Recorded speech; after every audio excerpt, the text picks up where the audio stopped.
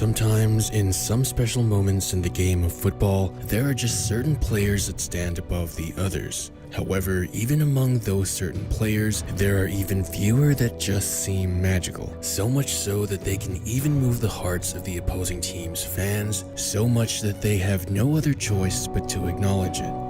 Hey guys, it's Raymar, back again for another video, and today we're gonna look at some players who were so great the opposing fans couldn't help but applaud.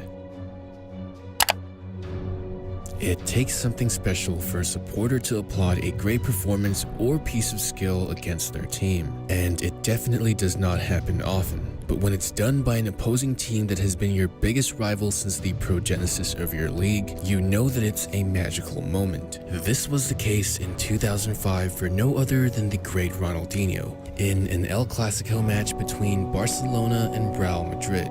Now, to be applauded by an opposing team's fans, I personally believe that it's not only about how well a certain player has performed or how good a player is already known to be, but also with how much respect they have for those certain players. Just to give you some context behind this moment, it wasn't your average El Clasico. The two clubs were separated by a single point within the La Liga standings, so it was a match to determine who would pull away as the #1 team in the league. After a completely dominant Real Madrid Galacticos with all their stars, he would go on to score 2 goals and leave the Madrid fans. Now, a team you will almost never see applaud another player for their performance is no other than the home crowd of Manchester United. Almost. In 2003, during a Champions League semi-final in which Manchester United was up 1-0 to Real Madrid on away goal deficit, Real Madrid would have the pressure to perform at Old Trafford and try to make a comeback. However, they had one ace up their sleeve: Ronaldo the Fenomeno. Coming off from a year where he won the World Cup and Ballon d'Or, you could never feel safe having a lead when a healthy R9 was on the pitch. Ronaldo would recall his career and remember this game as the best performance he's ever had. He would go on to score a hat-trick in a Champions League semi-final with ease. The look on Sir Alex Ferguson's face was nothing short of, well, what could we have done? As Ronaldo was substituted out, the Manchester United fans stand and gather a round of applause to one of the most legendary Champions League performances ever seen. Now, imagine losing to a club in the Champions League final and then the very next season applaud a player from that same club for knocking you out of the Champions League quarterfinal. What's more is that even during the same game before applauding him, you jeer at him ferociously as he misses a goal-scoring opportunity. Well, this is exactly what happened to Cristiano Ronaldo in 2018 during a Champions League match against Juventus, which I personally believe was the best, if not the second best season of Cristiano's career. Carvajal brings the ball around and makes a pretty decent cross, but nobody ever expected Ronaldo to run in and score one of the most iconic goals of his career, which left the Juventus crowd absolutely speechless. The shock was followed only by a barrage of claps and admiration, and Ronaldo felt it, with a very humble goal celebration. After the match, he even said, "When I was a kid, I always liked Juventus, and the fact that they applauded me will stay with me." And I'm sure the fans' respect for Ronaldo definitely played a role in his decision to move there. This time, we turn the tables with a Juventus player being applauded at the Santiago Bernabeu. Although many people don't seem to regard him as much when it comes to the all-time great forwards, make no mistake, Alessandro Del Piero was definitely a legend. In a Champions League match against Real Madrid, Del Piero would score 2 long-range rockets of a goal at 34 years old, completely stunning the struggling Madrid team. To be fair, Madrid was definitely not up there in terms of dominance during that season, so maybe the fans just wanted something to cheer at for once. But nonetheless, Del Piero himself was shocked to see the Real Madrid fans applauding him for his performance. He remembers the moment saying, "At one point I asked myself, are they applauding for me? It was a special moment." When this happens at an opponent's stadium, it's even better. Even more so at Real Madrid at the Bernabeu. It was unique, like winning a trophy. And he was right, as it was very rare for an opposing player to be applauded at the Bernabeu. However, the last player we're going to talk about has also been applauded by the Real Madrid fans. Yet another Barcelona icon and global footballing legend, Andres Iniesta. We're not going to talk about how he was applauded by Real Madrid. No, we're going to talk about just how loved and respected Iniesta is, not only especially in Spain, but the whole world as well. Iniesta is just one of those players you respect no matter what club you support and just can't seem to hate. In fact, Iniesta is applauded every time he plays Catalan rivals Espanyol, receiving a standing ovation from their fans without hesitation every time he scores or gets substituted out. You could expect them to show their utmost respect, showing you just how loved and respected a player like Andres Iniesta is.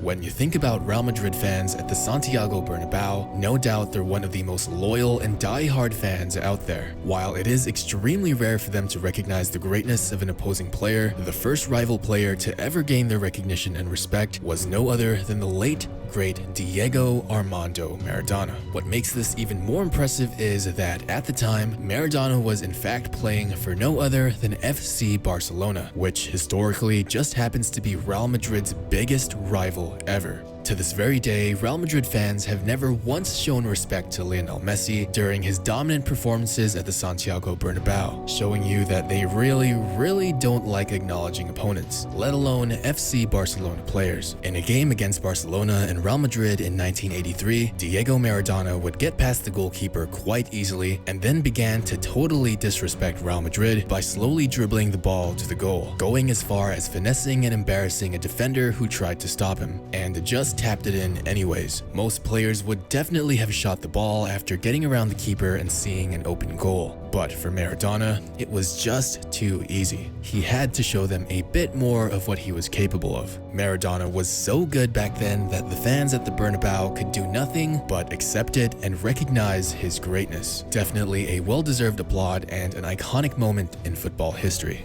So, we've seen that at rare occasions, football fans have acknowledged the skills of opposing players, even if they're from a club that could be considered a huge rival. But what about if a certain team would try many times to get a star player, end up failing to do so, and then have their fans still cheer for that player after an amazing performance despite being one of their biggest rivals? Well, in 2015, Steven Gerrard, during one of the final moments of his career, would score an equalizing goal against Chelsea and get a standing ovation from Chelsea fans across the entire stadium. Heck, even from their manager at the time, Jose Mourinho. What makes this even more interesting is that Chelsea had tried to sign Gerrard many times, and he would famously turn them down at every single chance. Gerrard was just too loyal. I'm 100% sure that Chelsea fans would have loved to see him in blue and playing for their club, but Gerrard just happened to be one of the very few lifetime loyal players. He was still, however, one of England's best players in history, and rightfully so, was respected for his greatness. Despite the two clubs having one of the fiercest rivalries in the Premier League, Gerrard was given a nice send-off worthy of his amazing career by the Chelsea fans. So what takeaway can I get from this? Well, as a football fan, you shouldn't let your favoritism towards a certain club blind you from being able to appreciate the game of football and the greatness that generational players bring to the history of the sport.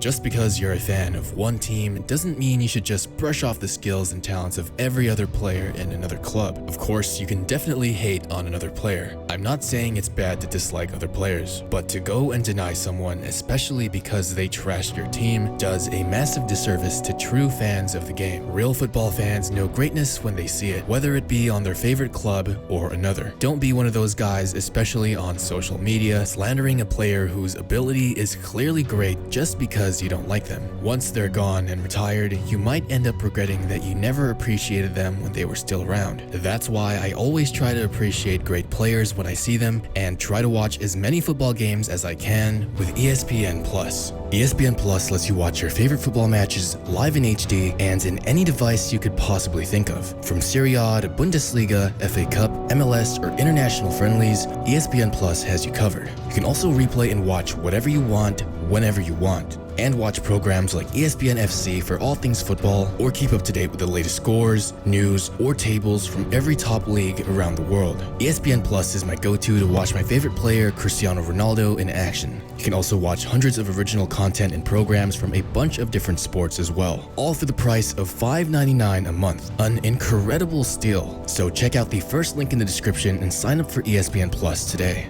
Anyways, make sure to leave a like if you enjoyed and subscribe and turn those notifications on if you haven't already to see the best football documentaries on YouTube. Thank you guys for all the support, and I'll see you in the next one.